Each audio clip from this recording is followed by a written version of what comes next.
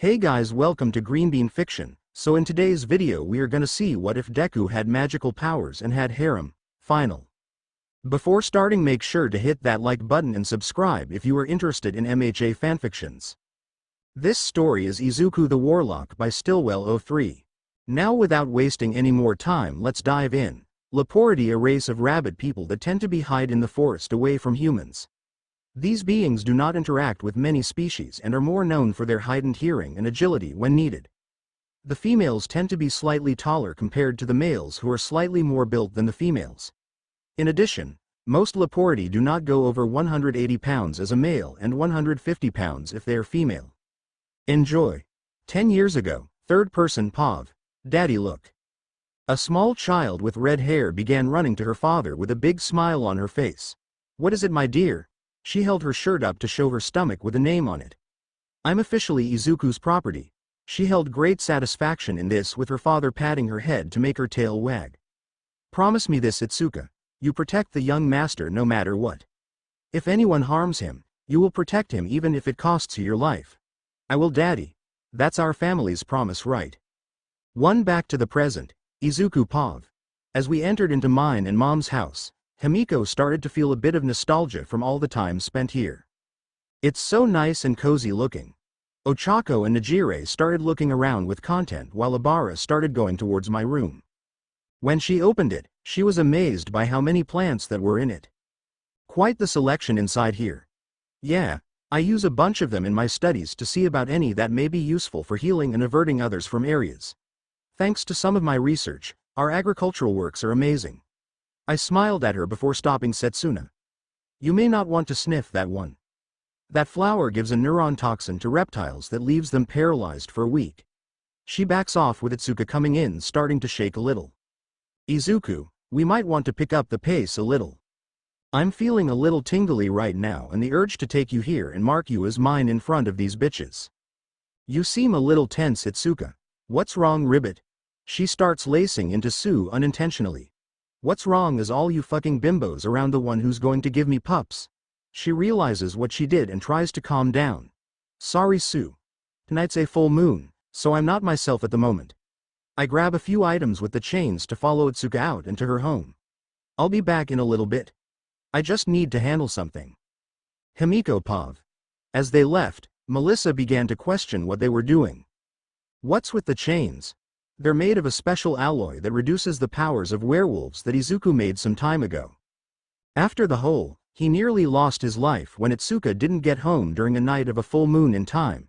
Izuku wanted to make something where she wouldn't have to worry about this anymore. I held my head down, remembering what happened.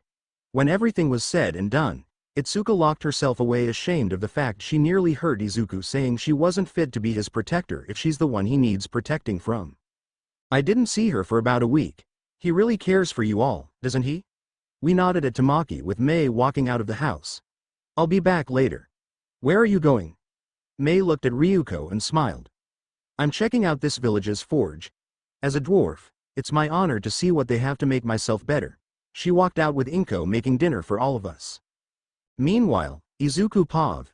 As we got to the Kendo family house, we were let in by Nakuru, who led us to the basement. I apologize you have to spend the night down here, Itsuka, but we can't have any risks to the young master or his friends. I know. I don't blame you for wanting to err on the safe side. He opened a small cell with Itsuka and me walking in. I began to chain her up to the wall while kneeling over to hug her. It still makes me feel like crap when I have to do this. You don't deserve to be chained like a rabid dog. It's fine, Izuku. I'd rather be chained than risk coming after you and tasting your sweet nectar. Oh dear God, that feeling of taking you here and now would be such a rush. You may want to get out of here, Izuku. She's starting to lose her mind a little with the full moon. Itsuka looked at her father and showed teeth to make it apparent she's not in her right mind at the moment. I'll come back during the morning to free you. MNN, come back earlier if you want to jump my bones. I'll show you what laying down with the dogs really feels and help you bury your bone. On that note, I left hearing this and apologized once more to Nakuru. As I left, Rumi was at the door waiting for me. You chained your dog to her leash? That's cold. She isn't a monster. She asked to be chained down when a full moon started years ago. I don't like it. but I'm not letting her feel guilt if she loses sight of herself again. I walked away with her behind me ready to turn in for the night. Itsuka Pav. As I remained in the cell, I began to feel the full moon rise and slowly lose my sense of self. I can't lose my mind here. If I do, I'll be useless when Izuku needs me. I started to slowly fantasize about Izuku with my mouth starting to drool. When I get control of this, that sausage is mine. Stop thinking this, Itsuka. You need to focus and stop yourself from changing. I tried to think of something to keep my mind preoccupied and avoid any issues with changing. I started to hum to myself to try and keep my mind focused on something other than my fantasies and hormones. This worked for an hour before I heard footsteps coming down. Why if it isn't the little guard dog of the failure? I looked up to see the one person who caused more than enough problems last time we were here. Grr, you're lucky I'm chained up in here for that comment, pencil dick. Oh please, the likes of you couldn't possibly hurt me. You're all bark and no bite. I smirked at him while answering. Say that a little closer and see just how my bark and bite are no different. He began blasting the wall where the chains were to make them become loose on me. You idiot. Do you realize what you just did? That was the only thing keeping me sane. I'm fine with that. If you lose your mind, you'll go after Izuku. A pity for him. Taken down by his sworn protector to leave the mantle of next head to me. But look on the bright side, you might be able to have his children if you get that far before your father drops you like a rabid dog. He left with the power that was restrained going wild in me. I can't lose to this. If I do, Izuku will pay the price. I tried my best to keep it under control, but found myself transforming. It's too much. I began slamming my head on the ground with my hands and feet going into that of a werewolf. My canines started to grow larger with my primal urges coming at me. I need to hold back. My mind started to lose it as I lost it. Izuku, you're mine. I lost myself to my own urges and began charging out the cell and out of the house to Izuku's. I'm sorry, please forgive me for what I may do. Third person Pav. Izuku had began to relax in his room to notice Eri taking his bed. He decided to take his chair since he wasn't a stranger to passing out on it. So the werewolf stays in a cell when the full moon comes? It was her choice for the cell. She said that if what happened last time she went on a rampage happened again, she couldn't live with herself. Rumi nodded as Izuku started to tinker with some herbs to make some sleeping medicine. What are y'all doing? I can't rest so well when I know Itsuka is down in that basement during the full moon, so I need the help of some herbs to sleep. As he ground the herbs up, the smell started to make its way to Rumi's nose.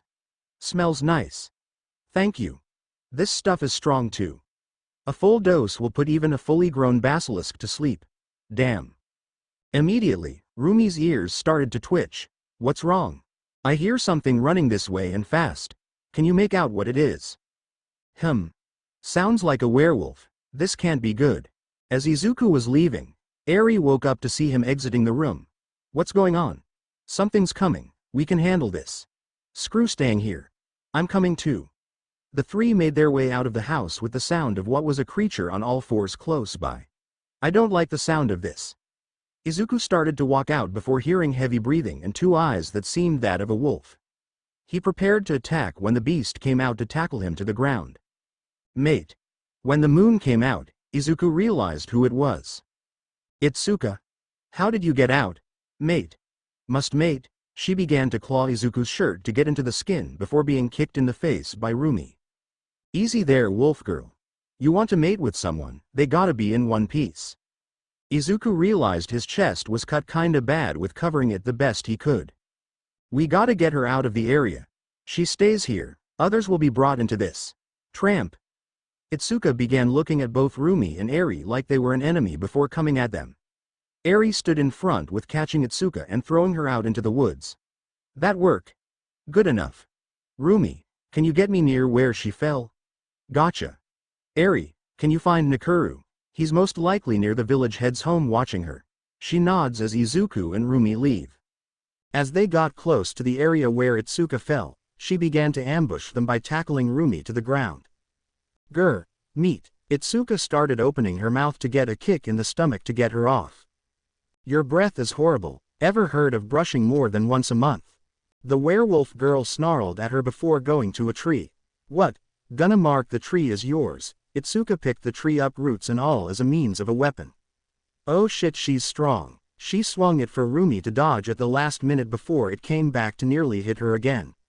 Persistent as well, the Lepority began to jump around the trees to try and get behind. This failed, with the kick being caught and slamming Rumi down into the ground. Itsuka, stop this. Izuku grabbed onto Itsuka's back and held on for dear life. Calm down. Just relax and listen to me. Zuku. That's right. Just calm down so you don't hurt anyone, okay? We don't want you to do something you'll regret later. Mate. Izuku looked over to see Itsuka grab his arms. Mate. She threw Izuku off her and into a tree before charging at him to pin the green-haired boy down. Mate. Make pups. She grabbed Izuku's shorts to break a vial in his pocket. Izuku stood up as she pulled away, smelling what was in his pocket. What the hell? It's a type of fluid I made with some herbs that mess with a werewolf's equilibrium. The two tried to get close to Itsuka for her to throw the tree she had in, knocking Rumi back. You okay? Yeah, just a little stuck. Izuku walked over to Itsuka calmly to bring out the mixture he made not long ago. Forgive me, Itsuka, but this is the only way to help you calm down. Izuku grabbed the back of her before shoving the herb mixture into her mouth and down her throat. She threw him off and into a tree. His back was in pain as Itsuka came over to tear his pants off and position herself above him. Mate. Izuku held a final trump card in his hand to try and help him out of this. Sorry in advance. In one movement, Izuku shoved his fist in Itsuka's mouth to put more of the mix down her throat. He pulls his hand out right before she was about to bite it off and pin her to the ground. Common work. She began to regain her sense of dominance to pin Izuku before showing a bit of tiredness.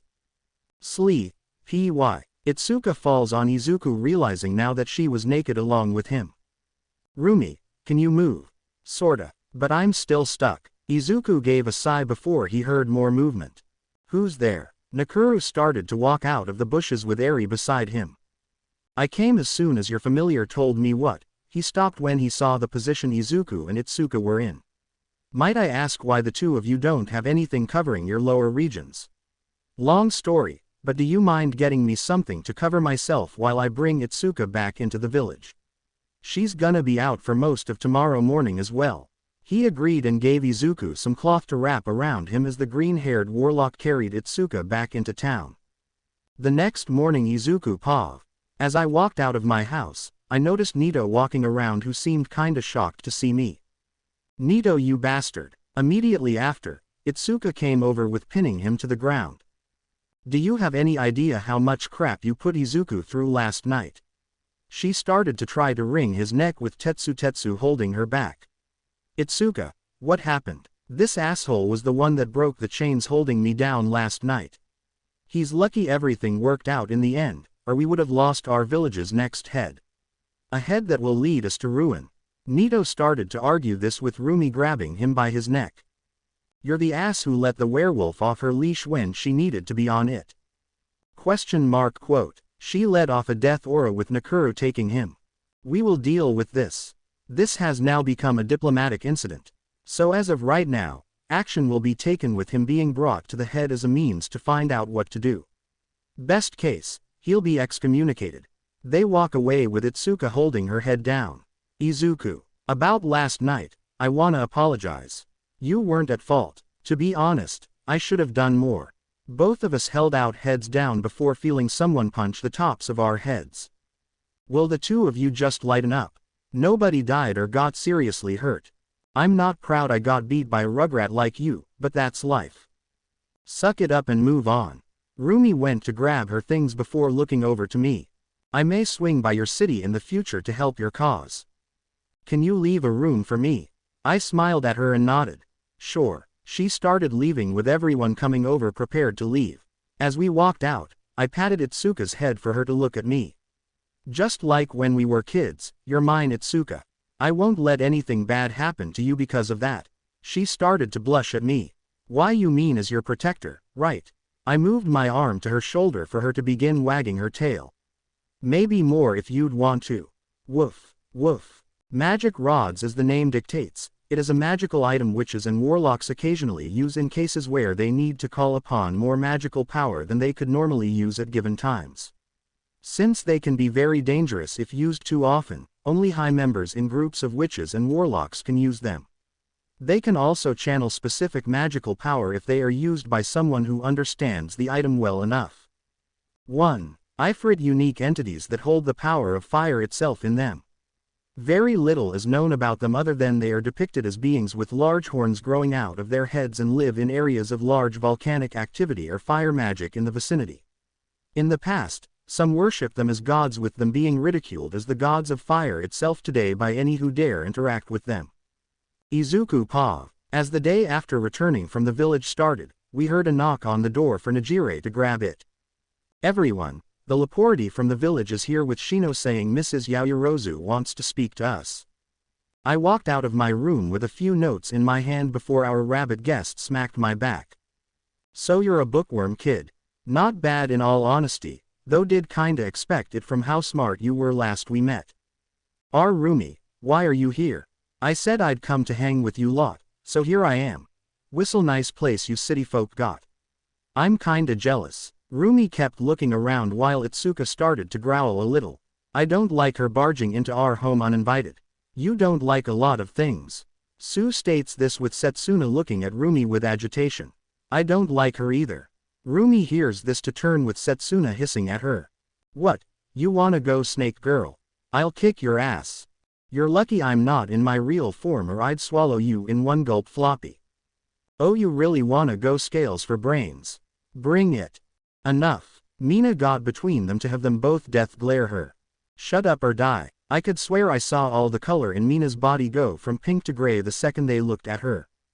Okay. She hid behind Ochako after, with Eri walking over to the both to kick them to the ground. Shut up. You'll piss the neighbors off. Grr HSS's, you wanna go, bitch. Not feeling like dealing with them more than she had to, Eri threw a roundhouse to Rumi to hit her and Setsuna into a wall headfirst. I win. Suck my left one, Eri shouts in excitement while sitting with putting her feet up on the table. Good to be somewhat my size again. Get your feet off the table, we eat there. Eri looks at Momo with a dead serious stare while answering. Fuck you. Anyway, Lady Yaoyorozu wants to see you all. She said she might have an easier way for you all to get to the Vales. You all might also want to pull them out of the wall before we leave. Shino points at Setsuna and Rumi, who were struggling to get out of the wall for most of us to kinda laugh at. So what did she find for an easy way? She didn't say, but she said it was something she had to weigh the odds against doing. What does that mean, Ribbit? To make it simple, she needed to see the damage in a different spectrum. Different spectrum. Sounds like she needed to really think about this before deciding it. I left with everyone to the Yaoyorozu estate to try and find out what Momo's mother meant by her words. At the Yaoyorozu estate, as we entered in, the butler escorted us into the waiting room with Mrs. Yaoyorozu coming in shortly after. Good to see you all have arrived. She shuts the curtains and asks the butler to leave them with him, allowing. I have found a way for us to enter into the Vales, however it does require abolishing a personal law. Mrs. Yaoyorozu brought out a staff with a small crystal ball on the tip of it. Izuku, how familiar are you with magic rods? I began to get up in anger at the thought of this. No, I won't use it. Izuku, please listen. I will not disrupt the flow of magic any more than we already are going to. Wait, what's a magic rod? Tamaki asked, with most of our friends not knowing either. Magic rods are specific artifacts that are created by very powerful witches and warlocks that were told to never be used unless there is no other way. But why are you so against my mother having us use it? It's because of them disrupting the natural order of the world as a whole.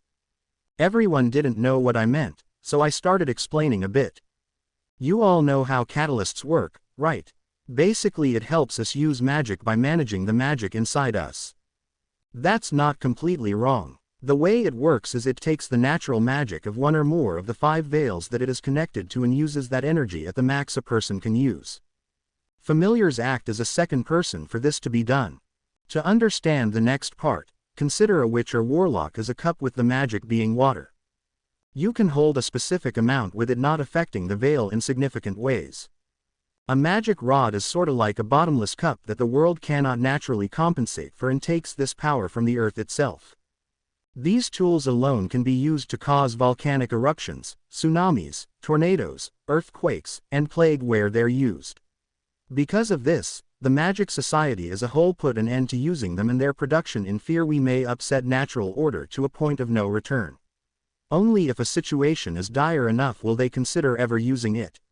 Everyone had their head down while Mrs. Yaoyorozu explained herself. This was not a simple decision. But we do not know what is on the other side of the veils. Since you are not at full power, it would require every drop of magic power for you to open a portal into the veils right now. That would leave you vulnerable and defenseless to whatever is guarding the artifacts. I know you hate this idea, but we don't have much of a choice right now. I would barely be able to open a portal with Shino's help. Also, I can't guarantee that I can bring you back if I do this along with guarantee you could after facing whatever is inside. We don't have many options that weigh in our favor. I mull this over for a second before grunting in anger. 5 people not counting me. We go into the fire veil first since that's the one we can alter probably the most right now and get away with it. Hamiko, Sue, and Abara remain here. It's safer on them and I'm not worried about anything bad happening. Understood. As we set everything up downstairs, we began discussing who would be going in with me. The final verdict was Eri, Tamaki, Ochako, Najire, and Ryako. As we stood in place, Momo and everyone prepared for whatever might come out while the veil opened. When you're inside, I'll have Momo speak to you all through magic. All we require is to return to where you entered. Right. Mrs. Yaoyorozu opened a portal with the magic rod large enough for all of us to get in as fast as we can. When we did, the portal shut with us inside. Did it work? I don't know. This seems like the same area we were in before. I walk over to a wall to punch it down to give an example. When it broke, the wall had shown fire coming out for everyone to be kinda shocked. Since the veils go hand in hand with our world, the inside will look similar to ours until we get outside. When we do, you'll see we're in an entirely different plane of existence. As we walked out, we noticed 2 significant things. One was that everything was kinda on fire that didn't consist of the heat being needed, and the sky was completely red like flames. The only magic in this plane is fire, so any that consist of others with no fire magic inside it is transformed. Common, I don't wanna be here more than we have to. The less we mess with, the better. Okay, but where? Yukio asks while Eri points in a general direction for us to see. If I was going to put a special artifact to control this veil's magic anywhere, I'd put it in a castle like that. 1. Are we going to be, okay, going in there? The fire is magic itself. Unless it's used in a way you won't burn from it. Ryako, would you mind helping us get there? She nods and turns into a dragon for all 5 of us to get on her back before flying over to the castle. She drops us down into the courtyard right near the main hall's entrance. Alright, I don't know what's behind this door, so be prepared for anything. Everyone nodded as I opened the doors to an empty hall. We entered in with the doors slowly moving shut. This place is weird. You're in a realm of fire. Did you expect it to be normal? Ryako answers Tamaki's question without emotion for us to keep going. While going inside, I noticed the fire was not red or orange like the fire outside. This was blue. Curious about it, I held my hand near it to feel heat. Don't touch the blue fire in here, it's different than the other. We kept walking to get to the throne room to see what looked like a volcanic gemstone on the top above the throne. 10-1 that's the artifact in this world. Alright. Then let's get it. Najire walked over to the fire agate gemstone with blue flames coming over. Najire, back up. She did this for the flames to create a tornado of fire while taking the shape of a man with scars on his body sitting in the chair. Who dares defile the sanctity of this place and attempts to steal its most sacred treasure? I walk up to keep Najire behind me. Am I to assume you are the protector of this artifact? Yes. For several thousand years, my ancestors and I have protected the amber of the flame veil with our lives. Leave now and you will not suffer the same fate as others before you. I'm sorry to say this, but I cannot. In order to keep our world from plunging into chaos, we must take the artifact behind you. The being raised an eyebrow at me before asking, "Why will you deny my offer? Judging by the type of person you seem to be, you understand the veil's significance. So why do you choose to alter it?" "We do not intend to, but we are left with no choice. A man wishes to steal the artifact here and use it for himself. We do not wish to, but we have no choice but to take the artifacts ourselves." The being walked over to a door to open it. "If you wish to claim the amber of the flame veil, you must first defeat me." Third person Pav. As everyone walked out to the courtyard of the castle, the being explained a little about himself. "I go by Dabi. I am the Ifrit that protects this veil. Those who wish to take from the veil must first defeat me. Dabi, is there any way we could settle this without violence? I do not wish to harm you, nor can I leave here without the sacred treasure of this veil if at all possible." Dabi only laughed while looking at Izuku. "Seems you're at an impasse, kid. Unless you defeat me in battle, you will not get what you seek." Izuku let out a deep sigh while understanding the situation. "Fine, but if I lose, please let my friends go. As long as they honor our battle, they will be spared." Horns started to grow out of the Ifrit's head while Izuku prepared himself. "Now, feel the fire of the Ifrit king." A large amount of blue fire came at Izuku for him to dodge. "This is gonna be tough." Dabi started sending more fire at Izuku for him to dodge before countering. Water cyclone. Izuku sent a water torrent at Dabi for the young warlock to realize it did nothing. "Did you honestly think that would work?" Dabi came out with practically no trace of the attack doing anything. "You were facing one of the most powerful of a race that's renowned for being gods of fire. Dropping a little water on me won't do anything." Another blast of fire came at Izuku, with it being more precise this time to burn straight through the castle, leaving nothing but a hole where it was hit. Trying to get close to attempt a new strategy, Izuku kept low with Dabi only shooting a massive amount of fire from himself to force the greenet to jump back. "Let me ask you something, kid. Why do you think Ifrit are only shown in areas where volcanic activity and wild forest fires are?" Dabi kept walking towards Izuku with flames becoming a giant tornado. "It's because we are responsible for them. Our power is so immense, nothing of this world can touch us, with my flames being the hottest an Ifrits can get." Common Izuku, think. This guy has the power of fire itself, with his race being able to cause volcanic eruptions and wildfires by just being around. How do you fight someone that can do that? Izuku dodged another blast with getting an idea. Flame cannon. Izuku sent a blast of fire at Dabi with Ochako freaking out. Fighting fire with fire is not gonna work in this scenario. He's gotta have a plan or something. But what? Tamaki watched Izuku send more fire at Dabi with trying to figure out what it was. He's gotta have some goal in mind, but what? In that instant, Tamaki realized something. Could he be trying what I think he's trying? Phoenix shot. Izuku sent one last insanely large fire blast at Dabi with it looking like it did nothing. Time to end this. Dabi held his hand out at Izuku, prepared to fire. But before he did, he felt something off with his body. What the? Took me a while to think it out. But when volcanic activity in our world happens, a large amount of fire-based magic is in the area. When you said your race causes it, it finally hit me. Ifrits can't hold their magic so well and can't keep a physical form unless they expel it. Those blasts, they weren't to weaken me or my fire. Nope, they were to enhance it over what you can control. It'll disappear in a few minutes, but that magic will keep you from doing anything since you're off balance. So you'll either become a pile of ash if I hit you with another fire attack, self-destruct if you attack me, or be in that state until your body finally regulates itself back. Dabi smirked while replying, "Nicely done, kid. Now, finish me." Dabi waited patiently for his execution for it to not happen. "What are you waiting for? End me and claim your prize." "No, I told you I didn't want to fight you. You can't fight anymore, which means I don't have to fight you anymore. Continuing this fight will gain nothing from either of us.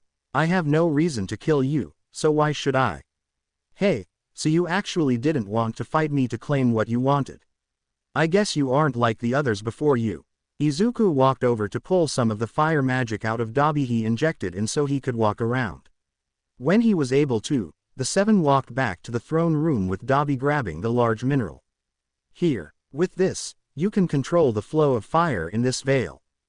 As Izuku held the egg-shaped fire agate, he felt some concern as Dabi tried to help with it. Unless you use it, the flame veil will retain its normal flow of magic to your world. If there is any change, I can alter it myself to some degree. Just be extremely cautious and don't use it unless there is no choice but to. I promise I'll keep it safe and return it the second this trouble is over. Thank you. The six walked back with Dabi sitting on the chair smiling. This kid may be more special than even he believes. He turned into small wisps of blue fire that went everywhere to leave the corridor now empty. Izuku Pav. As we returned to where our journey began, I tried to telepathically communicate with Momo for her mother to open a portal for us to return to our plane of existence. When we did, Mrs. Yaoyorozu came over to us with some concern. Did you succeed? I showed the artifact in question for everyone to marvel at it. It's beautiful, and very dangerous. I held the artifact into my arms before walking over to a chest that Mrs. Yaoyorozu had.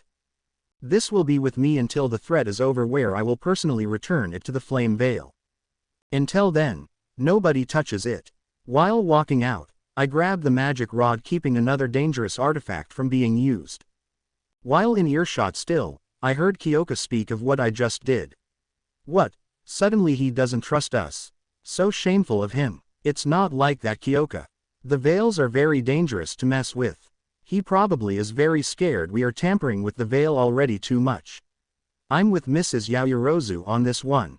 From what happened last time he opened a veil, I'm not questioning Izuku's decision. Everyone started to agree with Itsuka as started to get ready for home. Meanwhile, third-person Pav. The group of Bakugo, Kirishima, and Todoroki were walking down the street looking to hit up the arcade before bumping into a man. Sorry bro, was an accident. Kirishima looked to see the man was none other than a certain hunter Izuku was looking for. Not to worry, but might I ask you three for some assistance with something? The trio was hesitant with Monsuda's request, but agreed, not thinking he could do much against three people.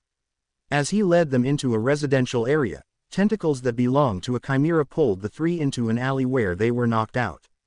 Seems one of the 5 items I seek are inside this world now. Thank you three for becoming my ante for this little game. Giants, a race of large beings that tend to grow around 40 feet tall. They tend to avoid human contact, but do interact with them to some degree. Some groups of giants have made a medicine for them to shrink down to the average human size to help them blend in more with society due to the changing of the times. For the most part, they're hard-working individuals that are rather headstrong even though they are predominantly pacifists. Enjoy. Bakugo Pav. I started to wake up in a dark room with a pounding headache. Ow. What the fuck happened? I could barely see, but felt a metal bar in front of me. What the fuck? Geez Bakugo, do you need to be so loud? I heard half and half beside me with my eyes finally getting used to the dark to see him. Where are we? I don't know bro, we just woke up a few minutes before you. Kirishima answered before a third voice was heard. To make a long story short, you're in Rio. We looked to the left to see some bitch with blonde hair with a bit of sass to her. 1. What do you mean by that? I mean what I said for the most part. We were picked up by some hunter and were in cages. Not gonna be long till they gut us or turn us into that. She points to a cage with something in it. Quote ... What's in there? Rua aarrrrr. Exclamation mark. Quote. Some giant hound came at the bars with it pitch black in outward color with a pair of blood-red eyes. What is that thing? I take it you three haven't heard of corrupts. What? She began looking at us curious before asking a question. What species are you? The three of us remained silent for her eyes to go wide. Okay, listen up you three, there are species of beings in this world that exist in fantasy. Needless to say, I'm one of them. I glanced at the guys who gave me a similar look thinking she's got a screw loose. Okay then, what are you? I'm a member of the giants. Though I'm not normal size right now, I can grow to about 40 feet if I don't take a special medicine to keep me this size within 24 hours of taking it prior. So what makes us know you're telling the truth and not shitting us? The chick pinched the bridge of her nose before seeing something. Look to your right, you have a Hecate. golem, and a vampire. We did as she said to see some person that looked like a human-sized frog, a rock thing, and some chick with vampire fangs. They could be cosplayers. I made an attempt to make what they are a logical thing instead of what she's saying for the chick to bang her head on the bars. This is why humans don't know of our existence.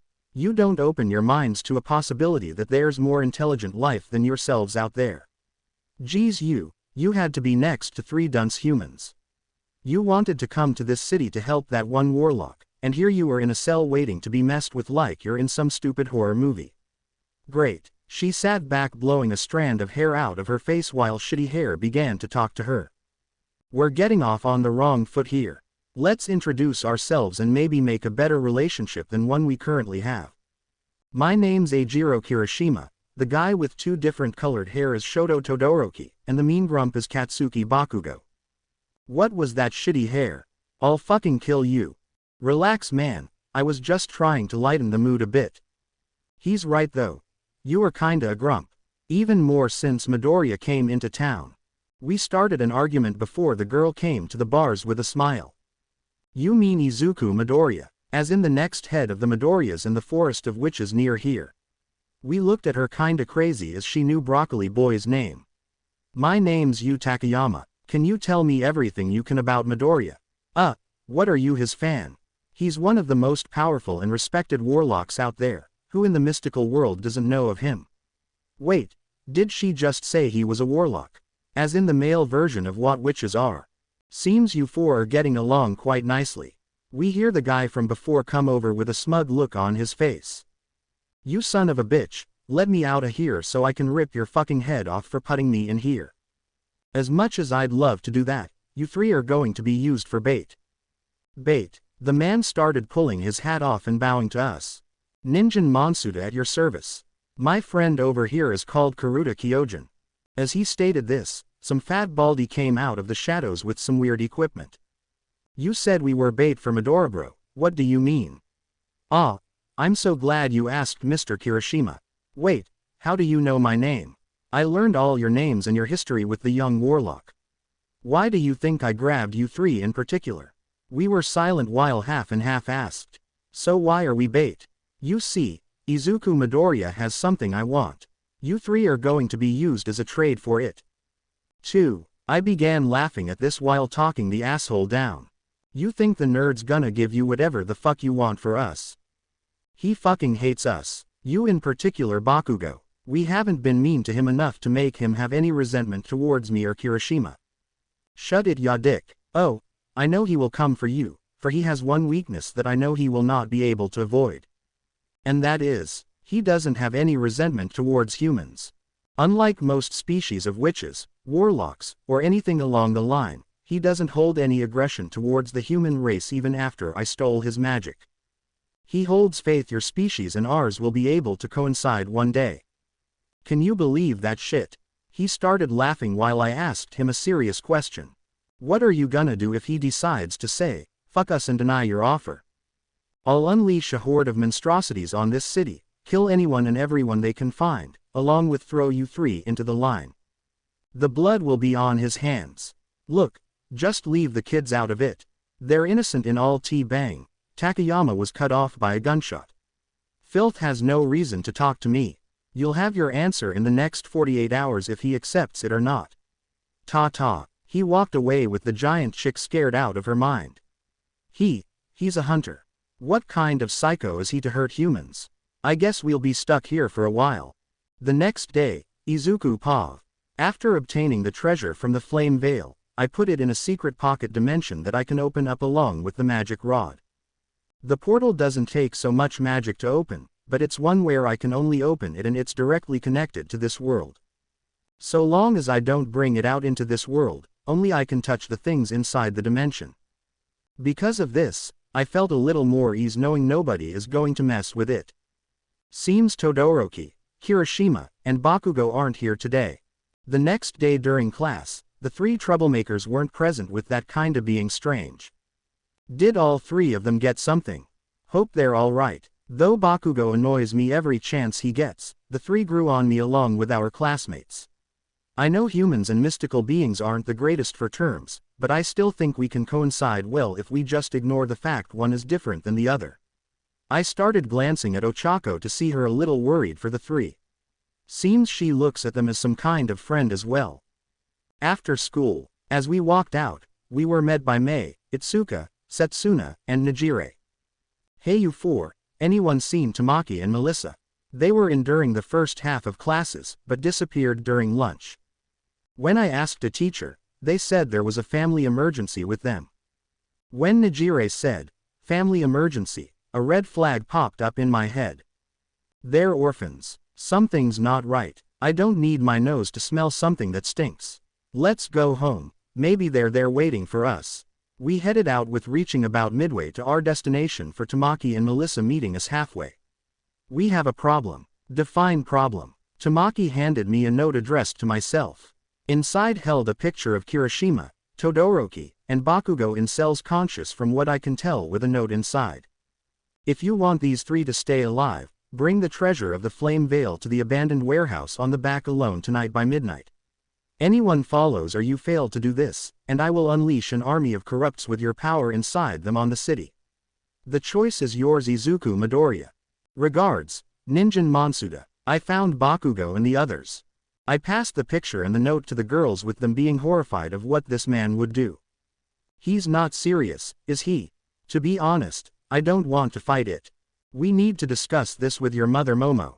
Way ahead of you. I already told her the note and explained he has hostages.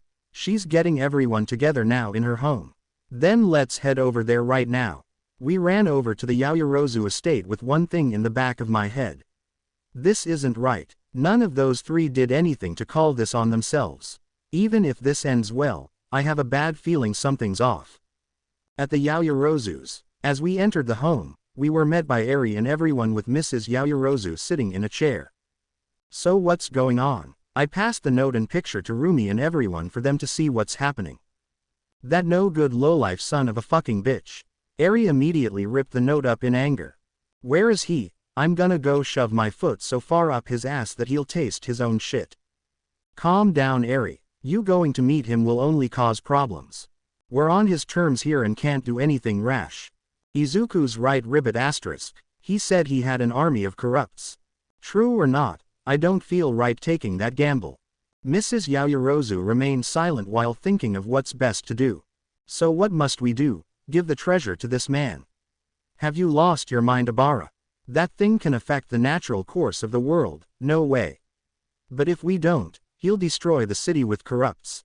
If he's even telling the truth. I'm with Slithers here. You don't know this guy Rumi. He turned me, Abara, and Sue into corrupts just because along with warping Tamaki into a chimera. Yeah, this guy's got enough screws loose to do this. Mrs. Yaoyorozu finally got up to speak. Izuku, what do you think we should do? If we do as he says, we give him one of the 5 objects he needs to destroy this world. If we don't, we run the chance of him destroying the city and the subtle peace we have at the moment. I can almost guarantee he has the beings for it. When he transformed me into a chimera, I noticed quite a few filled cages in a room beside me. Even if this is a bluff, I wouldn't think it's a full one. I mulled it over my head before seeing Ochako with her head down. Ochako, do you trust these three? Trust is a hard word, but I've known them long enough to know that even Bakugo is a nice person. His mouth is an off-seller, but he has a good heart as far as I can tell. I sighed while answering. We have no choice but to follow what he says. What? You kidding me? Bull. Fuck that. Worst case, if he isn't lying to us and we don't do it, he unleashes a swarm of corrupts. And what makes you think he's sticking to his deal? I shook my head to Ms. Kayama while answering. I don't expect him to. If he doesn't abide by his deal, better 3 people than an entire city. Ochako started to walk out of the room for me to follow her. She went out to the back gardens to sit at a bench with her head in her hands. What's wrong? Promise me they'll make it out alive. Excuse me. Tell me that they'll make it out alive and swear to me that Bakugo, Todoroki, and Kirishima will be able to talk to me and everyone in our class tomorrow. I stayed silent mainly due to the fact I can't even promise that right now. Back when my mother became powerless and Najire's mom turned, the three of them lifted our spirits by playing with us. It wasn't much, but they tried to help us understand what we're going through and move on to continue. They aren't like humans in history when they found out about our race. Even though Bakugo is an ass, I know he's a nice guy down in his heart. So I want you to promise me this. Please, just bring them back safely. I don't care about anything else, just make sure they're back safe and sound. Please Izuku, I'm begging you. I could see tears form in her eyes to know that Ochako wanted nothing more than these three back safely. I didn't know if I was able to, but I had no choice. I promise that no matter what happens, Bakugo, Todoroki, and Kirishima will be brought back safe and sound. Tomorrow, they'll be back in school with Todoroki being a sociophobic person, Kirishima making lame comments that something's manly, and Bakugo will try to taunt me and hit on you. She held her pinky out with a determined look. Pinky promise. I wrapped my pinky around and nodded. Pinky promise. Izuku, we need to go over a plan. Shino called for me to head inside with Ochako. While sitting down, we explained how this will go with some of us being on standby a distance away in case something bad happened. I listened closely as we prepared for an almost obvious trap. Close to midnight at the warehouse. As I walked near the building, I made sure everyone was in place. Everyone ready. Tamaki, Rumi, Hamiko, and Najire sounded off. Ready on my end. Set with me. Let's just do this.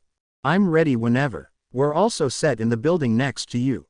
Momo stated while having Itsuka made a few light signals with a flashlight.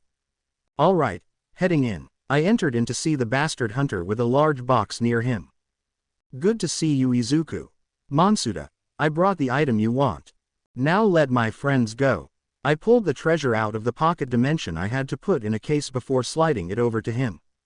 Now where's Bakugo, Todoroki, and Kirishima? He opened the case while smiling. Pleasure doing business with you. He started walking away before pulling a pin out of the box for the case to fall down. When whatever was in it came out, a four-headed chimera of monstrous size came at me. Hope we can do business again Izuku. That is, if you live long enough for us to. RROOOOOAAAARRRRRRR. Why am I not surprised this was a trap? Inside the corrupt, Katsuki Pav. I began looking into an endless void with nobody around. Where am I? Did I die? A light began to flash to a scene when I was about 5. Hey, what's got you two so upset?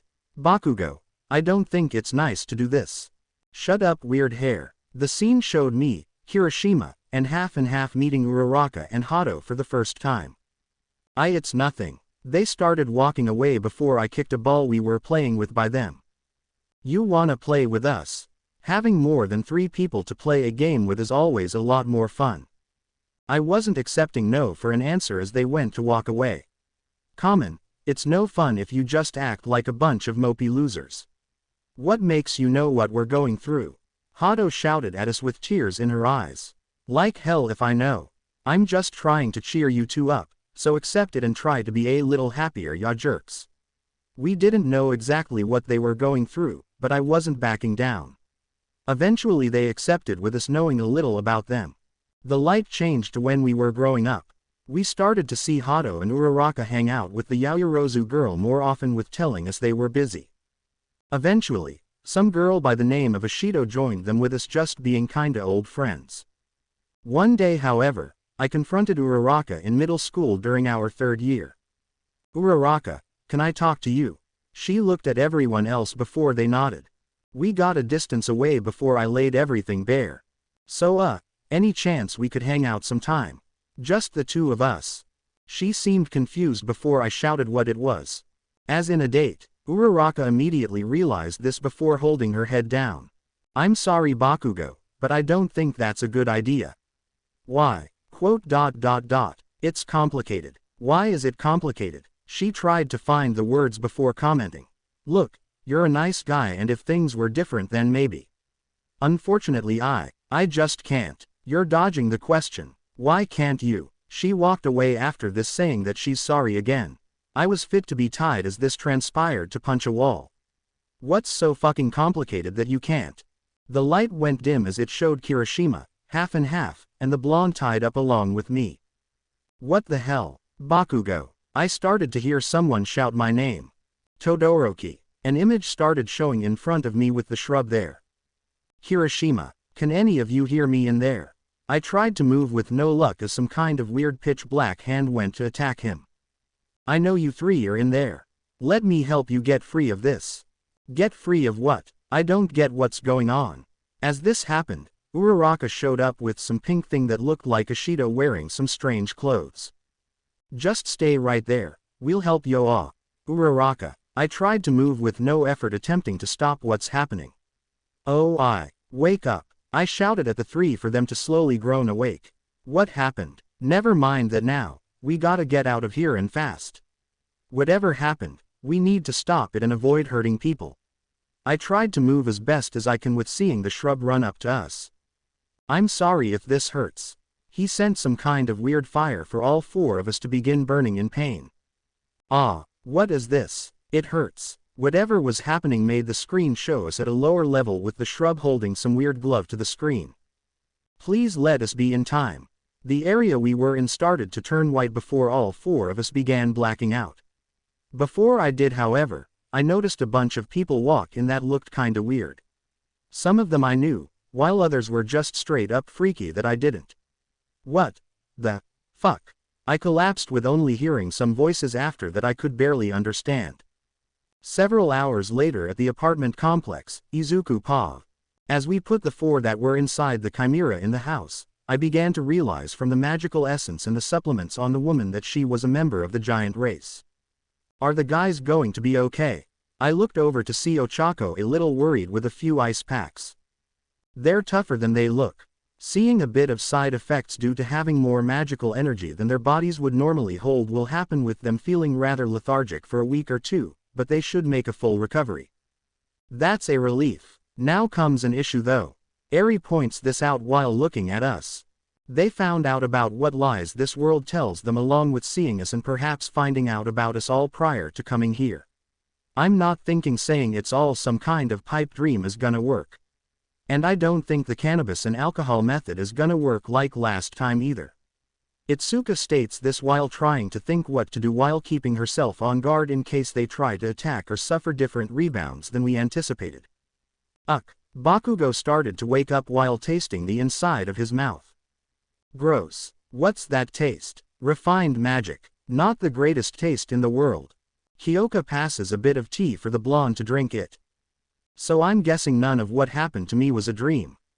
What was a dream? Don't play fucking stupid, shrub. I know you, Uraraka, and the other girls are witches and warlocks. Fucked up as that sounds, that's the only way to make sense of what happened to us. So much for having him think it was a fantasy brought on by some kind of drug or something. Ow, my body's stiff as anything. Everyone else started to get up to sit and realize where they were. Alright, shrub, start talking. What happened to us? What exactly are you all? And more importantly, why are you all in the center of it? We also know none of this was a dream since we all remember it rather vividly. Todoroki states this while looking at me determined for the truth. I guess that, you fantasized everything with the use of hallucinogenics, idea is out entirely. Alright, what do you three know so far about us? You and the three behind you are witches and warlocks, with you being a rather famous one. You had something that some guy wanted and turned us into some kind of weird-ass monster because of it. Something I'm not getting is why and how. He also talked about you having your magic stolen or something. Not sure how that plays into anything either. I clear my throat after Kirishima gives the last bit of information. Okay, for the most part, telling you mythical creatures actually exist isn't going to sound like complete bullshit then. What that guy said about what we are is true. I'm a warlock, the three girls over here are witches, Itsuka's a werewolf, Mina's a doppelganger, Kyoka's a Futakuchi Onna, Mei's half-dwarf, Setsuna's a basilisk, and Ms. Kayama is a succubus. To keep things simple, a lot of people you know are actually mythical beings altogether, and everyone else here is one as well. Except for me and Mel over here, but that's irrelevant right now. They were kinda surprised that they knew quite a few people that actually were of a different species altogether. I told you idiots, MS. Kayama was some kind of demon. That explains the rumors. No, those rumors of me pleasuring boys in school and work at a strip club are wrong. Those are teenage hormones going wild in a couple of guys to make me use a little of my succubus powers to hinder them in some way by making them think that just to avoid any unwanted trouble for the school and other students. I'm gonna pretend I didn't hear any of that and get back on topic. Anyway, this started a few days before I met the three of you. Me, Itsuka, and Himiko over here are from a village of warlocks and witches. The village is hidden from above with magic while one or more members of the village handle disorienting people who get too close and led them safely out of the forest. One day, the man that captured you three came to the forest and stole my magic from me. In an effort to get it back and reclaim my title as next head of the village, I came to this city in hopes to find him. That's how I came into contact with Ochako, Najire, and Momo. They're witches that are living in the city that are helping me achieve this goal. They seem to follow for the most part. So what happened to us? The man that kidnapped you used the magic he stole from me to create you four into a chimera before turning you into what's known commonly as a corrupt. These are beings where immense levels of magic are poured into them beyond what they can naturally hold. This turns them into actual monsters and nowhere near the type of sane beings we are. So your magic was used to make us into a monster. I looked away while nodding at Todoroki. Believe me when I say that's the last thing I want to have happen. It sickens me to no end he's using something that is rightfully mine to turn people into monsters. It makes me feel somewhat responsible for it. I felt sick to my stomach while Bakugo motioned for me to keep going. Anyway, we later realized the hunter as he was more commonly known as is after 5 artifacts that are said to control the magic power of the 5-dimensional planes that keep this world intact. If he succeeds, the world is his to control. So you lost your power to this guy who's using it to make monsters out of both humans and mythical beings. That is right, Bakugo, and I'm safe to assume you had one of these artifacts in your possession. Correct, which you later used to trade for us with the asshole double-crossing you at the end of it all. For the most part, he gave me one final stare before asking a question with a very serious face. How fucking stupid are you? You could have stopped this asshole's plans if you just said, "Fuck you," to us. Maybe, but my conscience wouldn't allow me to let 3 people die along with him threatening to send an army of corrupts on the city that would cause a lot of bloodshed. Bakugo couldn't accept this to get up and hold the collar of my shirt in anger. If this guy poses enough of a threat, why let him get one of these? Because I asked him to help you. Ochako shouted in agitation while Bakugo looked at her. Well, why did you ask him to do something like that? Because you 3 are my friends. Just because I don't wanna date you, doesn't mean I wanna see you drop off the face of the earth and die. Bakugo began to pull back a bit before Ochako kept going. You, Kirishima, and Todoroki have been my friends for almost 10 years.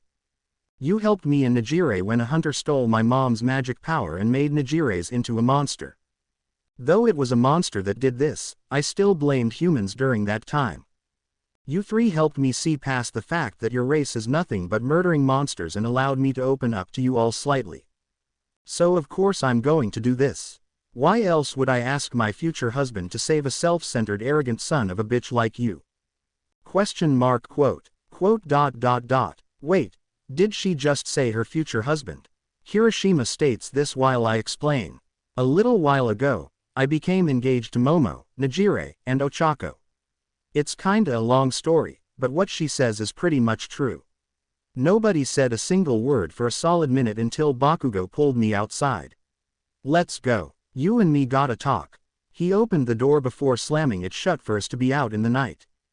We walked a little way until we got to an empty area for the ash blonde to slam me to the wall. Listen here you, I don't care what the situation between you and the others are, I just want to know this. Do you love Uraraka? Wait, that's what you're mad about? Answer the fucking question. Do you love her? I thought on his question a bit before answering. Yes, I love her, Momo, and Najire. I don't want them to do anything they don't feel comfortable doing and want them to live their lives how they want. I look at them as people I'd rather keep safe above all else. If anyone wanted to hurt them, they'd have to go through me to do it. I gave him a stern look as he only smirked. So the mighty Midoriya, as they call you, knows how to speak kind words. Tell me, what are you going to do when all this is over? Are you going to return to where you were or stay here? And if you do leave to where you came from, what's going to happen to Uraraka and the others here that you're engaged to? Are you going to force them to uproot everything they have here, or are you going to have them live here away from you like an ass? I didn't know how to respond before he let me go. Trying to cater to helping someone you care about for now isn't a bad thing, but you need to know this. You'll need to make a decision on what to do when all is said and done. He walked towards his home as his words rang in my head. He's got a point. What will I do if everything ends right? I don't want to pull the girls from everything that they grew up with, but it's also not fair for them if I leave and they're forced to accept this. Not to mention the village needs a head, especially now that Nito is banished. Sigh, damn it, Bakugo. I never thought of this when you said it, but you're right.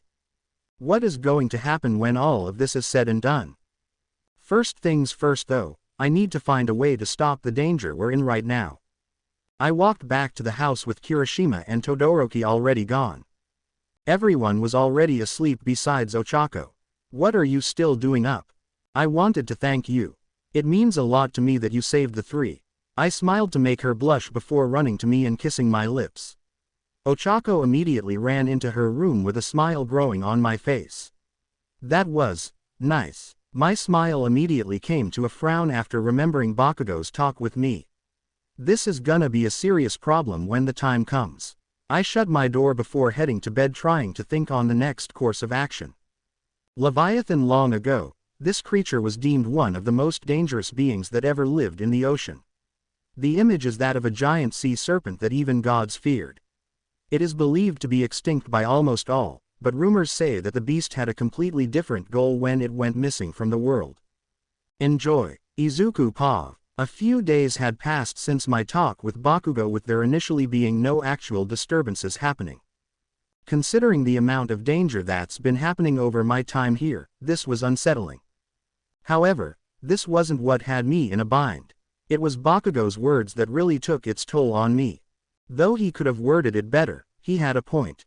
When everything was said and done, what was gonna happen to me and the girls? In technicality, I am engaged to Momo, Najire, and Ochako, not to mention having the eye of everyone else, but that wasn't the issue.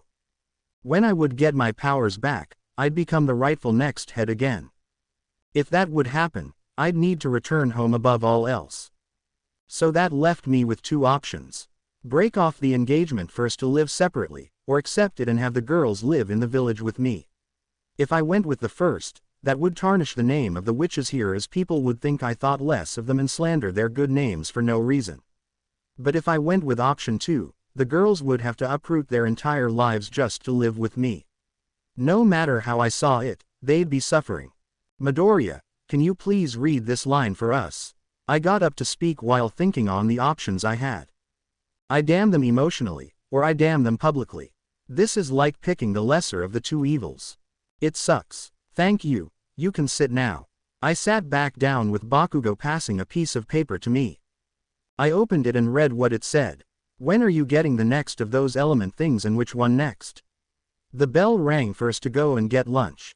I got up with passing a small note to him that said, after school in the Water Vale. Hey Izuku, you ready for lunch? I nodded at Ochako first to meet with the other girls and Tamaki to eat up on the roof. Today, Todoroki, Kirishima, and Bakugo joined us for a little meeting. Alright, so the next vale we're going into is the Water Vale. From what I can gather, the best people would be Sue, Setsuna, Momo, Nimari, Rumi, and myself. This vale seems to be the best suited for Sue if something happens, so we'll keep that in mind. Why not send Abara in with you? If we were going into something like the Earth Vale, it would be far more suited for her. I answered Melissa's question while looking over the list of possible guardians that could be. From what I can guess, this Vale will have a similar situation with a guardian as with the Fire Vale and the Ifrit. So you'll face it in a one-on-one again. That's probably the best plan we've got right now, Kyoka. Sensible in my thoughts. Itsuka started to have her tail and ears come out for it to smack Bakugo. Watch where you whack that tail around, you mange mutt. Who you calling a mange mutt? I'm sure you don't even have all your shots the way you foam out the mouth at times. Both started a full-on fight with each other for the girls to pull Itsuka away, and the guys to pull Bakugo away. Meanwhile, my thoughts were still on the decision I had to make in the future. Time skipped to after school at the Yaoyorozu estate. We all found ourselves down in the basement with Mrs. Yaoyorozu sitting in a chair. Are those who are going into the water veil prepared to enter? We began nodding before Bakugo walked up directly in front of me. I'm coming with you. ... No you're not. Deal with it. I'm coming whether you like it or not. This isn't up for debate, Bakugo. The veils are a place I'm not even proud we're messing with. I'd rather go in with as little as I can that are more adapt to that veil. Humans in general indifferent and would have more issues if they are sent into a veil. For all I know, you could come out looking like Tamaki right now. I pointed at his horns, having the hunter roll his eyes. Not like I'm self-conscious of these already. You know what, here. Melissa gave him an amulet to place around his neck. This is a magic regulator.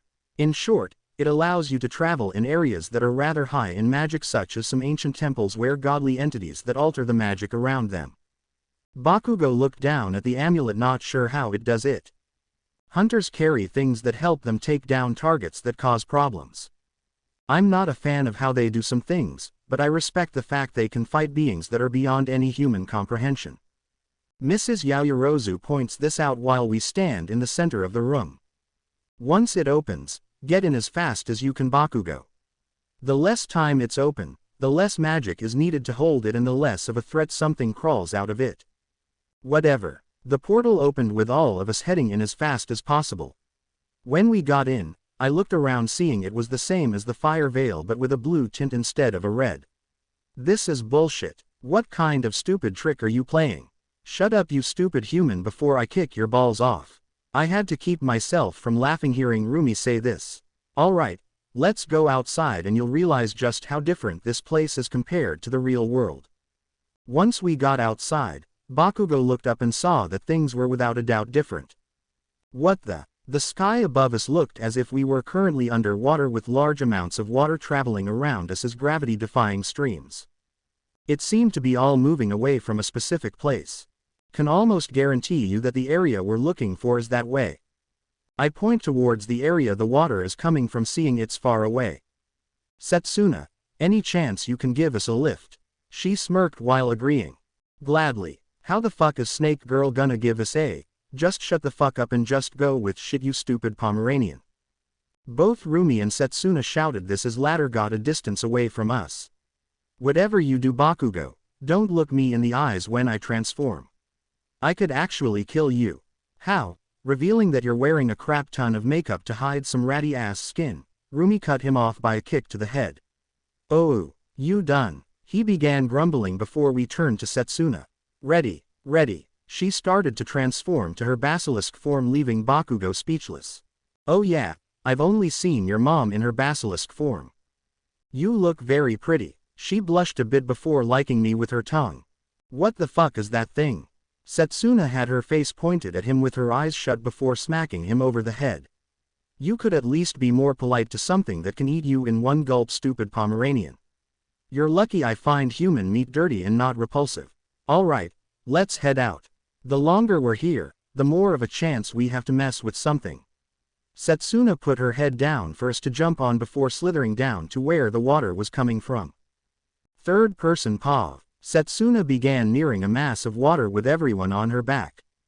Up there. The water seems to be coming out of that. Izuku pointed towards a large sea that seemed to be somewhat out of place. How is that even scientifically possible? We're in a realm where the natural laws of nature don't apply, Bakugo. It's best not to ask that to avoid some confusion. Momo points this out for the ash blonde to accept it, trying to deal with this by saying it just as to not blow a fuse in his rational mind. Setsuna stopped near the end for them to get off. So what now? We swim? Nimari asked as Izuku looked down, trying to comprehend it himself. Don't know why I'm so thirsty, but I'm just gonna drink from this. Setsuna placed her head in, drinking what she could before stopping to stay there for a few minutes. Is she okay? Oi, snake woman. Rumi kicked Setsuna with them not getting a response. Setsuna. Izuku walked over before the giant serpent woman pulled her head out to startle everyone.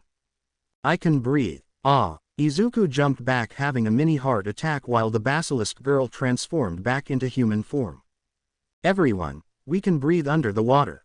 What the fuck did you smoke to think that? Quote. Bakugo couldn't understand anything as Izuku slowly submerged his head under the water holding his breath. He started with his nose slowly bringing in the water. However, the water didn't give him a feeling of drowning. It was almost like it was no different than breathing air. He tried to speak, but all that came out was bubbles to add into the confusion. Izuku pulled his head out to agree and tell everyone. She's right. We can't speak, but we can breathe like normal. Sweet. Let's go in. Are you out of your fucking mind, rabbit woman? There's no way I'm accepting this level of craze. Less talking and more cannonball. Rumi grabbed Bakugo with them cannonballing into the water without submerging. Well, that's our cue. Setsuna jumped in with Nimari shortly after. Allow me. Izuku helped Momo into the water before sliding in himself. They all sank to the bottom with the feeling of being underwater but able to breathe being rather off to everyone. Just what the fuck is this place? Bakugo looked around before seeing some kind of shadow move. What was that? He looked back over to see everyone leaving him in the dust to pick up the pace. Little to their knowledge, someone was watching them and following. As they walked, they came upon a strange underwater castle that seemed to resemble the one from the Fire Veil except in a different aspect. Now that's a castle. Izuku pointed at the submerged building for everyone to follow. As they entered the vicinity, a strange bubble was around the castle that was almost like a barrier that they could pass through. Strange. They walked into it realizing they didn't feel like water was all around them. What was that we just passed through? To my knowledge, Momo, I believe it was some form of a barrier to keep the water out. Question is, why was it kept out? Nimari asked this before Izuku noticed some water entering in through the top. It isn't completely sealed out, let's keep going inside. They walked in with a long shadow entering into the top. The sound of the swishing was heard by Rumi's leopardy ears making her stop to look up. Did I just hear something go in? Rumi, we're gonna leave you behind if you stop coming. She put this off while entering into the castle. Inside, the water began to move around as if they were tubes or something inside. Some sets of water were person size, while others were monstrous in stature. Gotta admit, this place is nice. You're telling me, Setsuna, not even the house my mother owns can compare. They kept walking till entering what looked like a throne room holding an egg-shaped gem similar to the treasure of the Fire Veil in the center. Looks like we found the artifact of the Water Veil. Awesome, let's get it and leave this fucked up place. Bakugo went for it before Izuku grabbed his shirt. The last veil we went into had a guardian protecting it. I don't think it's a wise idea just to grab it straight up. Oh yeah, where the fuck is it then? As if on cue, a giant monster came out of one of the water streams to roar at them. You had to ask, didn't you? Rumi got into a fighting stance before Izuku walked calmly up. I apologize for interfering in your domain, guardian, but I must ask for a request if at all possible. The giant serpent creature looked down at Izuku before speaking. Leave this place and never return if you value your lives. I'm sorry, but that is impossible. To save the world we come from, we need the ancient treasure of the Water Veil before someone that desires to do harm and is willing to do anything to achieve his goals gets here. The beast moved its head up before transforming down into a smaller form. Speak. My name is Izuku Midoriya. Me and my friends want to stop a man who wants to destroy the balance of our world and the Veils. I have heard of you. You are the one who is beloved by the Veils. The woman sat down in her chair calmly while holding the artifact in her hands. My name is Sirius and I am the protector of the Water Veil's sacred sea gem. Though I know you most likely speak the truth, I cannot allow you to just take it. In order to claim it, you must defeat me in a battle. Sirius opened a door to show an open area similar to the field in the Fire Veil. The two walked out while Sirius explains a little about herself. I am a Leviathan. My family has been hand-chosen to watch this Veil's treasure since near the beginning. Wait, you're a Leviathan? As in the ancient sea beast that even gods fear? Correct. When they got into position, Izuku began thinking of the best course of action to fight Sirius. Didn't see this coming. Nemuri says this while everyone agreed with her. Wait, why is this surprising? Leviathans are so rare that nobody in our world has seen them in a very long time. Bakugo. My mother told me and the girls that they're most likely extinct. Yet here we are with one in our prescience. Bakugo was amazed at this as his raven-haired classmate stated this and sat back. The guest has the first move. Also, I would appreciate it if all your comrades leave along with you if you are defeated. Deal. Izuku began using magic to make a staff to fight with out of solidified water. He came at Sirius giving a solid thrust at her torso. As like a real snake, she shifted her body before grabbing the staff to throw Izuku out of the area and into the castle. Izuku. The girl screamed as he came out coughing a bit with some blood down his forehead. Do not take me lightly. Even among my own kind, I am one of the most ruthless of the Leviathan race that have ever existed. Izuku came at her again with a few swings for Sirius to dodge as if nothing happened. He kept attacking with a bunch of attacks being made before the solidified water staff was grabbed. The female Leviathan went under to give a jab at Izuku's stomach, forcing him to his knees and vomit some blood. You won't beat me that way. In pure strength, witches and warlocks are some of the weakest of the weak compared to every race compared to the Leviathans that are at the top of the food chain. Sirius made some water levitate around her before turning into needles, proving her point. You are a unique warlock, but even you have limits. She shot them at Izuku, forcing him to roll out of the way before having a massive amount of water shove him out of the barrier and into the water. Now prepare to see why us Leviathan are deemed the most feared of water beings. Sirius changed into her Leviathan form before going into the water after Izuku. If I don't do something soon, I'm gonna end up fish chum. The young warlock narrowly missed a strike by Sirius, but was thrown back by the sheer force of the waves made by the monstrous being. In the water, our species is deemed almost unmatched and are similar to gods. You don't stand a chance. Now die. She opened her mouth and nearly swallowed Izuku if he didn't make an enormous whirlpool in front to force her head away. I'm facing a beast that can fight far better in the water than on land. What am I gonna do? Think. At that moment, he remembered something that he could do in order to change the tide of the battle in his favor. You should have never come here. Sirius came for one final attack at Izuku before suddenly stopping midway. She seemed to be having trouble moving before finally dropping to the floor. What happened? Why can't I move? And, why do I feel, Izuku created a small bubble to place over his head to speak. I changed the chemical makeup of the water around us to be similar to that of pure concentrated alcohol. You may be the superior in the water, but that means nothing if you can't use your senses or fight. She began turning back into her human form before asking Izuku questions. Why aren't you affected? I was holding my breath till I made this bubble. He smirked as Sirius put her head on the ground motionless. The greenette lugged her back into the bubble where they met up with everyone again. So you won. Izuku nodded with Sirius bringing them back into the main chamber, still a little groggy from the effects of the alcohol. Here she stood in front of them with the artifact behind her. As promised, I shall give you the Water Veil's sea stone now. All I ask is that you protect it with everything in your power.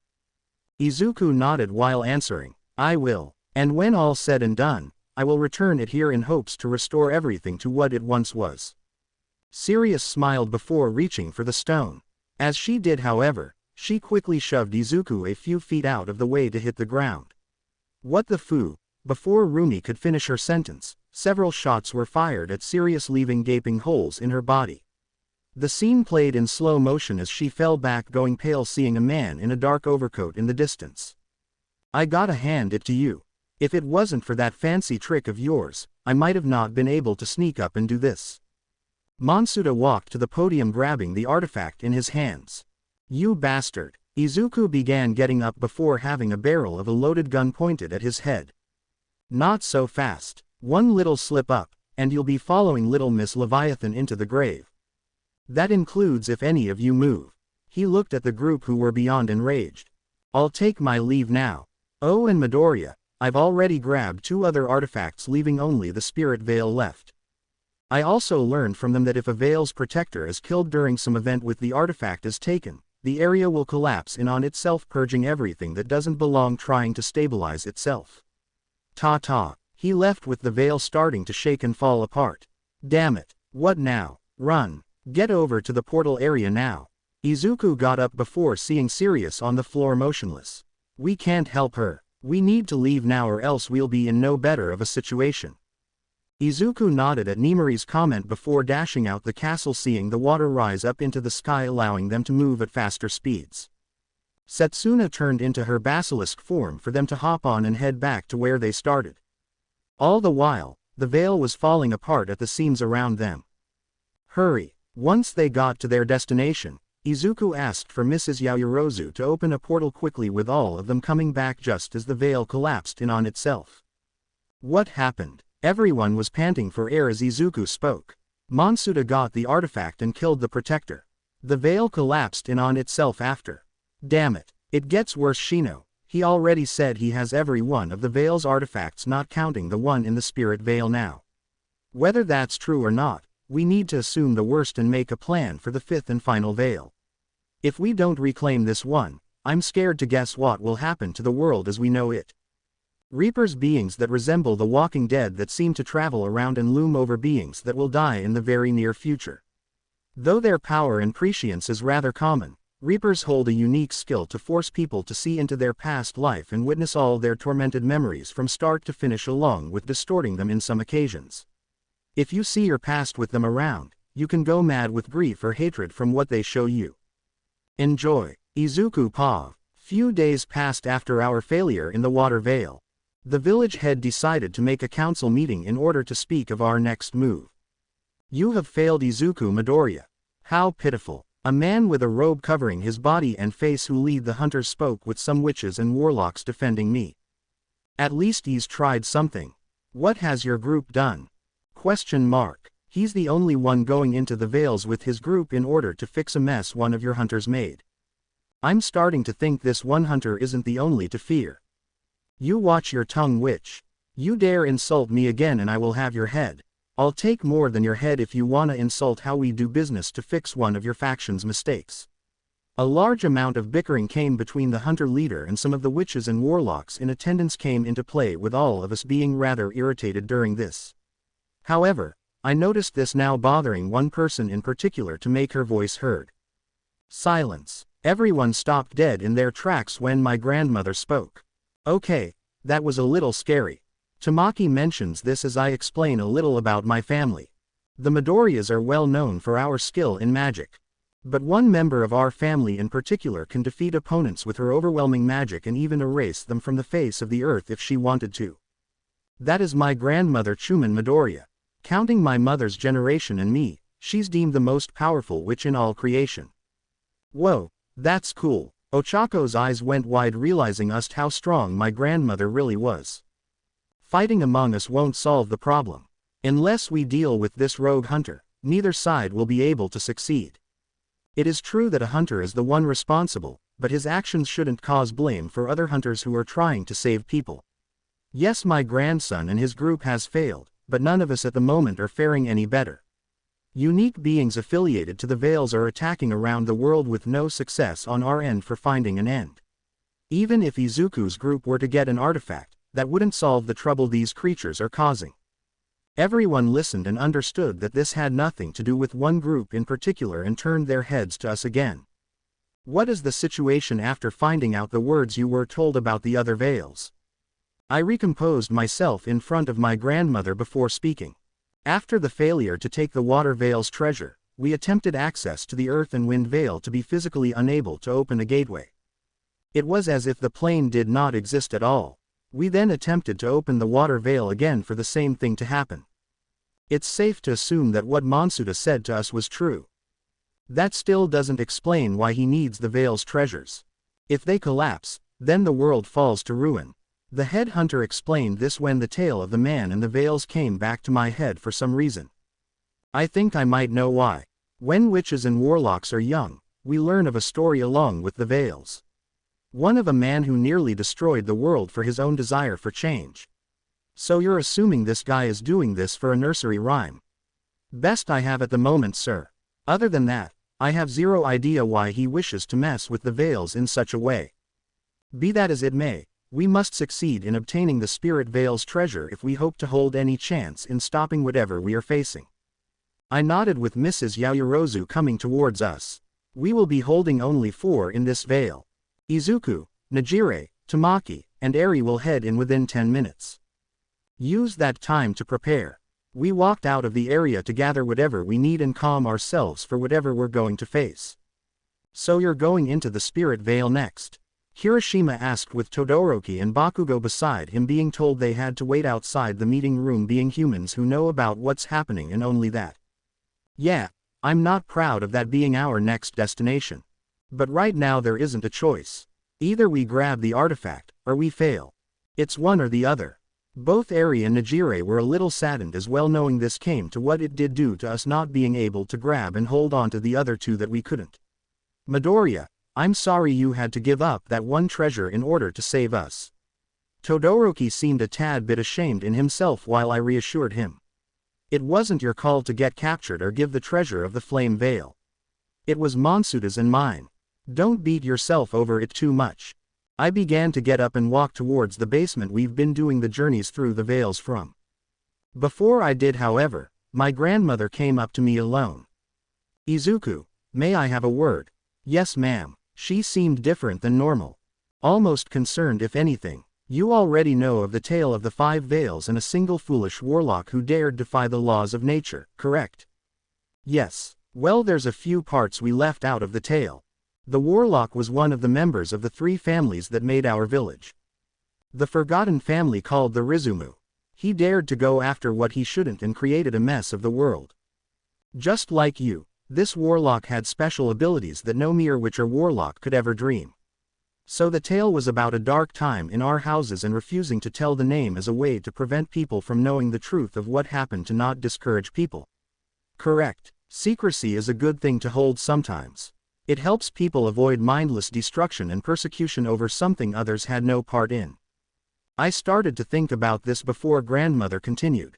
When Rizumu obtained all 5 treasures of the veils, he attempted to create complete and absolute order with every race. But the power was too great and corrupted his mind. Witches and warlocks should only hold so much power. This is something he refused to believe. Because of this, his power consumed him and turned him into something no longer among any of the races.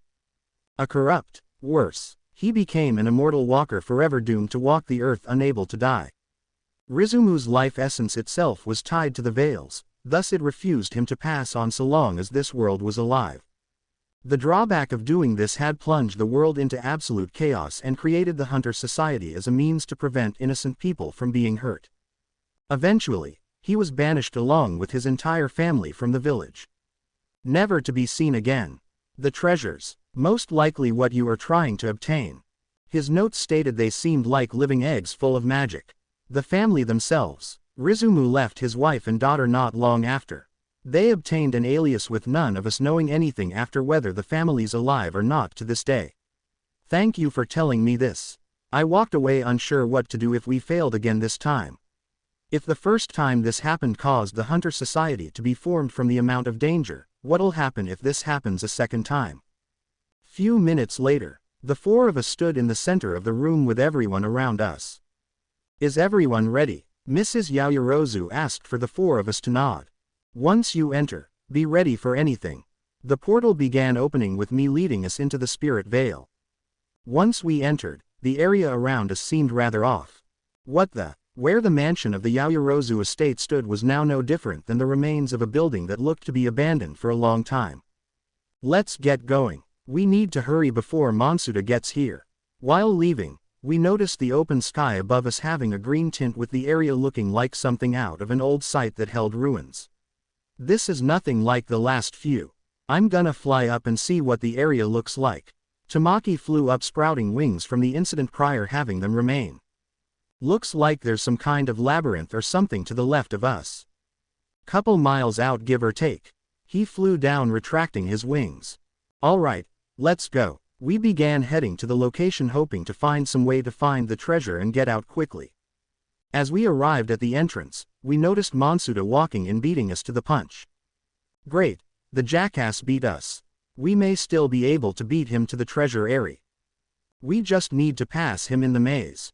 Easier said than done, Tamaki. We kept talking until Najire brought our attention to something she found. Hey Izuku, you know what this says? We glanced up to see an inscription on the top of the maze. Looks like some kind of warning in an old language. Looks to be a form of inscription that reapers use. Can you translate it? I tried my best to read what it says, being a little rusty on my death language. For those who pass through this gate will face a damning fate. To survive this blight, you must survive your fright. But if you don't see through the lie, you will surely die. Ominous. From what I can tell, we're facing a reaper without a doubt. Let's get going then before it finds us. Third person POV. The group of 4 began walking down the maze with it seeming rather straightforward for the most part. While going through, they couldn't help but feel themselves being watched by someone or something. When they got to a gate, however, a black mist appeared atop it and turned into a being that seemed to resemble that of a reaper from what Izuku knew. 2. Stay back. This area is restricted and I refuse to let it fall to others who dare to defile this place's order. Izuku took charge to talk with the man above. Sir, please.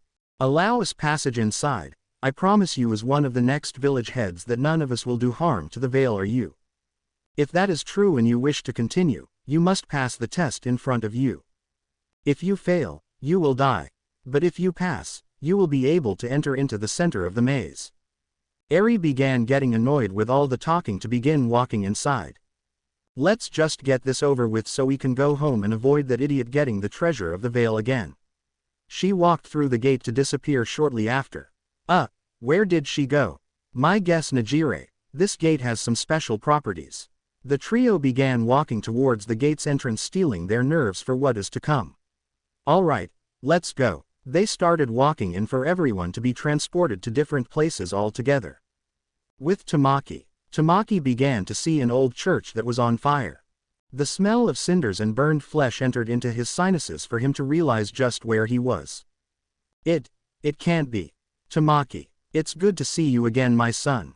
In front of the young hunter was a man that he thought was long gone. A man with dark hair and a bit of stubble who he personally wishes never left him and Melissa alone. Father Davis. A tear started to show in Tamaki's eye as the man came towards him.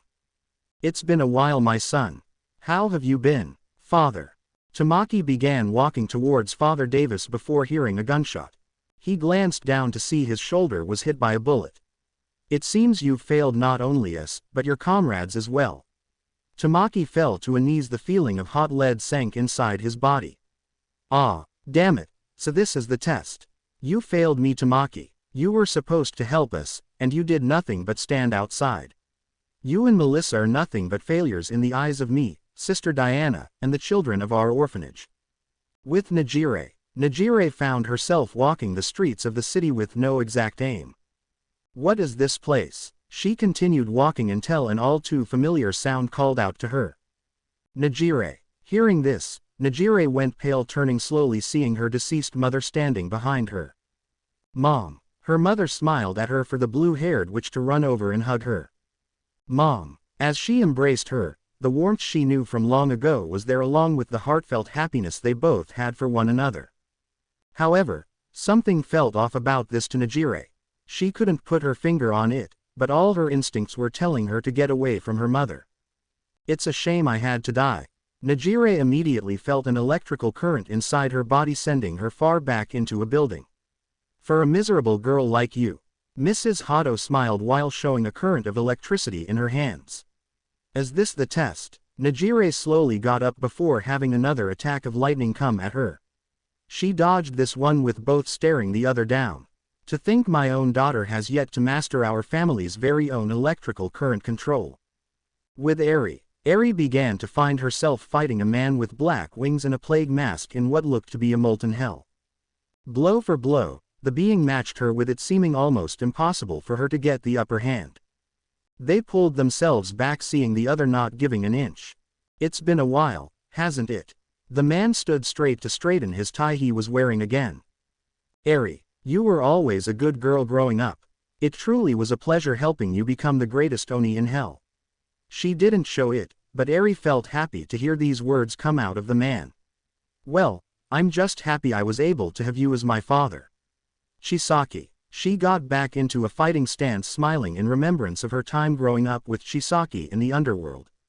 Come on, just like old times. Chisaki smirked before charging at Eri. It had to be Chisaki. With Izuku. Izuku sat in what looked to be the village he was from with the sound of the trees rustling. The smells, sight, even the feel of the area was the same as the very day Izuku left. Is this what they mean by the trial? Izuku. Izuku glanced over to see his mother in her full witch outfit smiling at him. Now I get it. Don't fall for the lie, huh? A pretty good lie if you ask me. Izuku steeled himself for what had to be done before hearing his mother speak words he's never heard out of her mouth. I wish I never had you. This comment threw him off and allowed a wind bullet to knock him into a building, shattering it in the process. Izuku had gotten up to see Inko smiling at him. So they say the words we never want to hear from the other along with fighting us. No doubt this is a Reaper's handiwork. Combined magic that is made by mixing two or more magic base elements to create an entirely new element such as earth and fire creating magma, water and wind creating ice, etc. To use this, one must have extreme focus and control over their elements, which varies from witches and warlocks, and not every witch or warlock can do this. The more you use it, the easier it is to use for you. The cost of magic is more than normal however, but the pros far outweigh the cons. Enjoy. With Nejire, third-person POV. Nejire began shaking knowing she had to face her own mother right now. Mom, I don't wanna fight you. Please. Mrs. Hado disappeared for a moment before being directly in front of Nejire, almost as if she teleported. The young blue-haired witch had a solid punch land in her stomach that had more to it from an electrical shock. Hua. Nejire was sent into a wall again to struggle getting up. Come on Nejire, think. You can't lose your cool. She glanced up with anger before seeing her mother smile warmly at her. A tear ran down her face before noticing a lightning bolt coming at her. You fell for the oldest trick in the book, my daughter. When you are facing an opponent you know, use their weaknesses to your advantage. Nejire began running away, trying to think of a plan. I don't want to hurt my own mother, but I can't keep going like this. I need to stop her so I can keep going to the center of the maze. Nejire rounded a corner of the city to enter into a dead-end alley. Crap, she immediately saw a broom to use it as a way out. As she escaped, she noticed her mother enter the alley to find her not there. Sigh, that was a close one. But running isn't really an option right now. Nejire began to see her past with her mother before any of the nightmares that haunt her past showed up. Age 5, Nejire POV. Mommy, look, I ran into the kitchen to show mommy what I learned to do. I can make a birdie out of wind. That's great, sweetie. You make me so proud. She began to pat my head as praise, making me giggle a bit. You keep this up and you'll certainly get up to speed with your mother in no time at all. Aunt Ryu smiled for me to return it. You really think I can, Aunt Ryu? Quote. Anything is possible. Nejire, sweetie, do you have your catalyst on you? I nod my head yes before pulling the necklace it's connected to out. I showed a small blue thingy that looked like a tear for mommy to see. Make sure you never lose this. It's one of a kind and is the best item to help you. I nodded before going to continue practicing my magic. You think she can be as strong as you? She's my daughter, so she might be able to. It all depends on if she can use our family's secret technique. I listen a little to mommy's and Aunt Ryu's conversation to hear about some superpower mommy and everyone in our family has. Can I do that too? A year later. Let's try it one more time, Nejire. Right. A few months ago, mommy let me train with using our most powerful skill as witches. Since I had both spirit and wind magic to work with, I could possibly use lightning. Now that you feel both types of magic in your body, give it shape as not two separate entities but one individual power. I tried doing what mommy said to hold my hands out. Now fire. I tried to shoot a blast out with it, only sending me a distance into Aunt Ryu. She caught me, but the pain in my hands hurt a lot. Owie. I started to cry a little before mommy came over. No tears, Nejire. It's okay. It doesn't hurt that badly. She patted my head and smiled before hugging me. You did your best and that's all that matters. We'll try again tomorrow when you're up to it.